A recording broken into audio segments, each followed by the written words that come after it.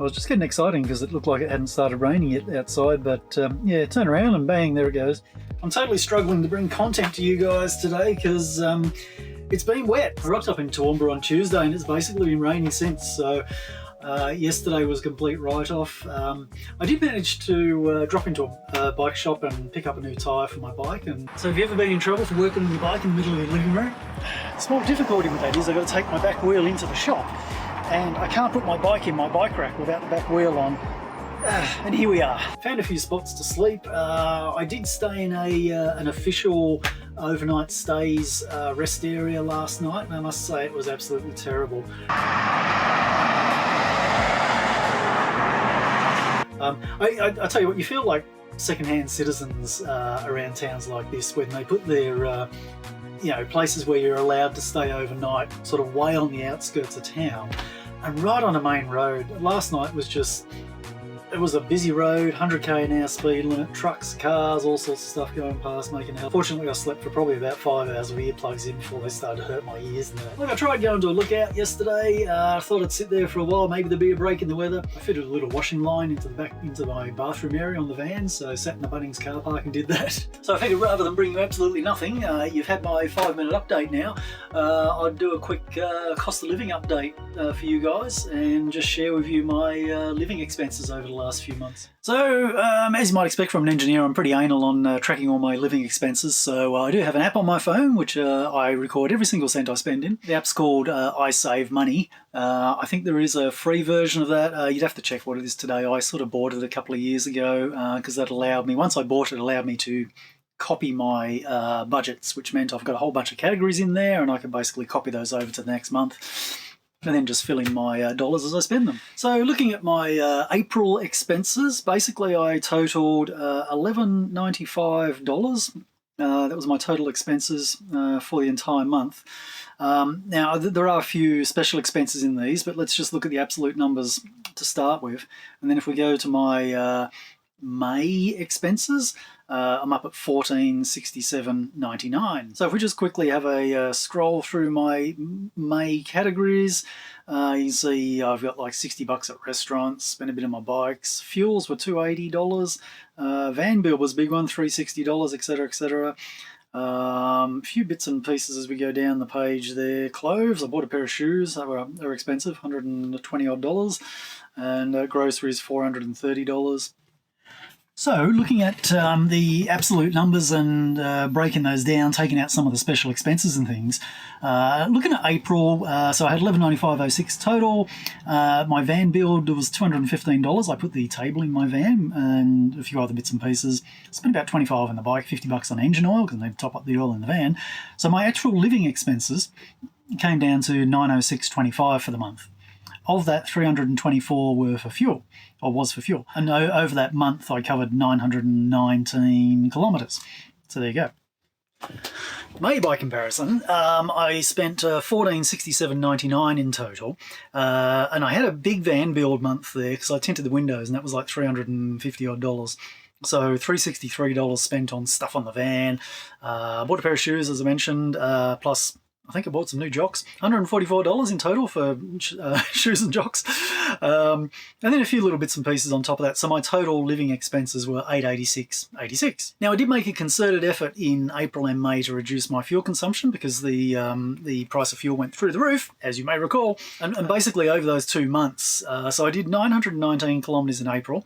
I did 1191 kilometres in May.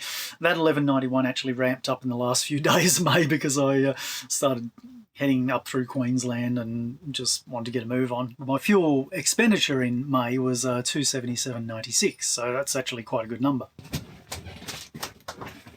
As a comparison to that, over the last sort of 4 months, if you look at my fuel consumption and mileage, it's been a little bit up and down. I would say probably February and March were probably my more normal sort of mileage months. Now, February I did 1,700 kilometres, $372 worth of fuel. And in March I did 1,418 kilometres, and that was $340 worth of fuel. So I think a more typical fuel cost of mine is sort of around that $300 to $350 mark. So you can see in April and May that really I haven't increase my fuel cost. In fact, May was actually a good effort of keeping it down. Probably need to average April and May, because I think I did top up like on the 30th of April or something. So that kind of bumped up my expenditure in April, but the fuel actually carried over into May. So, but looking at those numbers, it's basically $300 a month for April and May. So looking back at January, well, December and January, basically, they were pretty heavy months. And I did run up to Queensland then, so I kicked off in Sydney in December. I had to go to my mum's place on the mid-north coast, up to Brisbane, and then basically from Brisbane back down to Melbourne. So there was a lot of kilometres. December in total was 2,809 kilometres, so I spent about $600 on fuel in December. And January, basically January I was in Melbourne, but then turned around, started heading back up the coast to get up to, you know, the warmer weather, basically get out of Melbourne. So yeah, another 2,400 kilometres roughly, and $516 spent on fuel in January. So big months, but not typical. Righto. And then looking at groceries, so that's kind of, that really hasn't shifted a whole lot over the last few months. It's been pretty consistent. I'm usually at about sort of the what have I got here, $420 to $450 mark per month on groceries. I do primarily end up cooking my own food and stuff, just to keep the costs down. I go to restaurants every now and then, but yeah, my restaurant costs per month are quite low, usually less than $100. Now, they're not all the expenses. I've got registration insurance to include in that as well, but I kind of keep those separate to my living expenses. I don't include those in my monthly expenditure because they're regulars, you know. Yeah, at least I know that they're going to happen once a year. So rego was $931.80 this year, and I am registered in Victoria still. I still think Victoria is probably reasonable value to be registered in. I think maybe South Australia is cheaper, but trying to organise a fake address over there is a little harder for me. And insurance was $1,031.23. So my van insurance, I'm probably underinsured with that. I'm with Bingle, but I've actually only got the van insured. I don't actually have the fit out insured in that as well. So if I have a total loss event, I'm out of pocket about 20 grand for what's inside the van. Well, that doesn't include my bikes, and there's a lot of dollars worth of bikes. And for those that are interested, as far as income's concerned, basically I'm living off savings at the moment. I am only 55, so I haven't got my superannuation through just yet. I've got another 5 years to wait for that. I did sell my house. I had my house fully paid off before I bailed out of life. So I was going to keep it. I was renting it out and all that sort of business, but it just got so hard. It was so expensive to have a rental house, and so many headaches now with all the rules and regulations. And so I've bailed on that. I got rid of the house and put the money into term deposits, and that's paying off quite lucratively now because, yeah, term deposits are giving good returns at the moment. Obviously, there's one giant downside of selling your house. It means that now I don't actually have an appreciating asset that will allow me to get back into the housing market in the future. Look, risk I took on. Basically, I'm living for today, so the monthly return on investment that I'm getting now is better by having the money in the bank than it was by renting the house out. So I've got a fair bit more cash flow coming in. But, as I said, the downside is that I don't have that potential capital growth.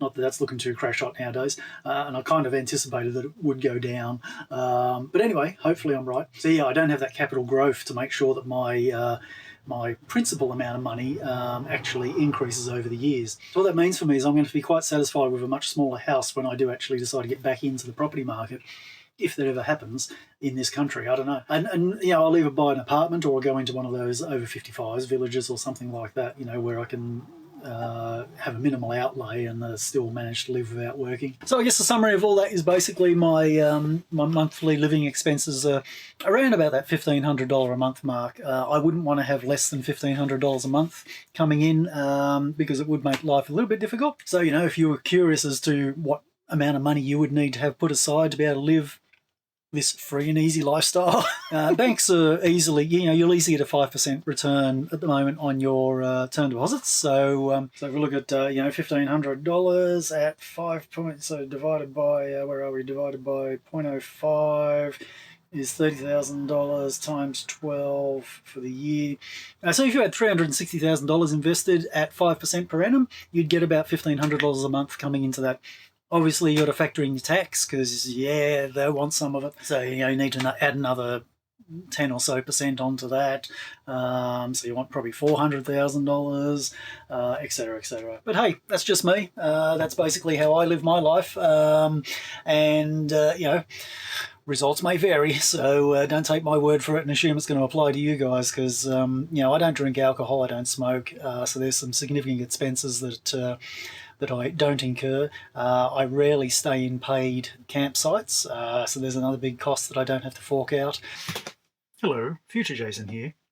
Just while I was editing this, I thought I probably should let you know what banks I use, because it's actually quite interesting and quite important. So for all my transactional stuff, I use Macquarie Bank.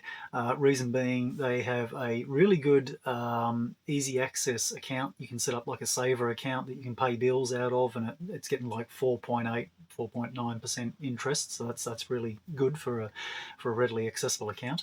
And secondly, when I go overseas, they don't have any international withdrawal fees and things like that. So when I was in China last year, basically I'd just go into the Bank of China, insert my card into an ATM, pull out money. Cost me the same as what it would to get money out in Australia, so that was really good. Term deposits wise, done a fair bit of searching around to get the best rates, and from what I can see at the moment, still the best bank rates are Judo Bank and Rabobank. So I've got accounts in both of those. Spreading my money out, there's a $250,000 guarantee from the government, so if the bank crashes, the government will pay you back $250,000, hence why I've spread my money out over a couple of banks so that I don't exceed $250,000 in one bank. All up, I've got about 6 accounts in 4 different banks. There's no shame in using multiple banks. You don't get rewarded for loyalty. They don't give a rat's, so milk it for what it's worth. And the reason why I'm staying mostly just with bank term deposits is for the security. Now, I know I could go into managed funds and all that sort of business, but I do still have my superannuation, which is in that higher risk sort of investment environment. And I've been watching it go up and down over the last 6 months. It has crept up very, very slowly. It has gone up, which is a plus, but nowhere near as rapidly as it has done over the past 10 years or so. So as you would expect, because things are a little bit turbulent at the moment, shall we say. All right, that'll do me for this week's video, or today's video anyway.